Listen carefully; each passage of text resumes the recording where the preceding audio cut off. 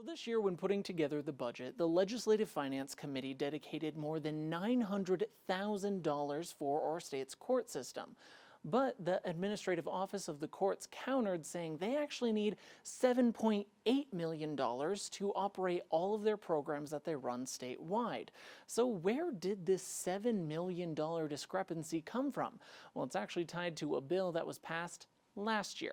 House Bill 139, which eliminated fees that are collected in criminal traffic cases mostly, that funded a number of activities in the courts. While the courts supported that bill last year, they did say the state would have to make up the $8 million those fees brought in so they could continue funding various programs. And they say they can't with what's currently in the budget recommendations. The court felt that the AOC budget recommendations were at a crisis point and that their support was necessary to make it very clear to our elected representatives that some of this really needs to be addressed or we're going to be facing a serious crisis. So on Friday, all 5 New Mexico Supreme Court justices testified in front of the House Appropriations Committee, saying that money is used to pay jurors during trial, run the warrant roundup call center, and make sure ankle monitors are tracked 24 hours a day, 7 days a week. With the recommendation that we had from staff, we would have to cut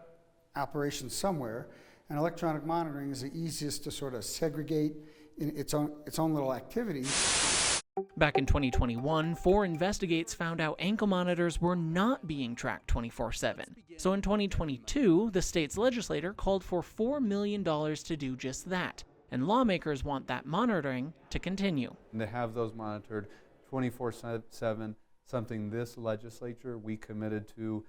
We said very clearly, not only do we want that 24/7 monitoring, but we want to expand to other parts of the state those pretrial services. But it's not just New Mexico Supreme Court that went in front of the committee. On Monday, we heard from the district courts and many district attorneys from across the state. Really a top priority for the district attorneys and prosecution efforts is making sure that infrastructure, technology, the case management system is where it needs to be to properly track cases and work cases statewide. After hearing testimony all day Friday and Monday, the Appropriations Committee says they're on the same page. What I heard, certainly from the committee, is bipartisan, overwhelming support, something I'm proud of to see that this is an important priority. We're going to address it. It's part of how we enhance public safety.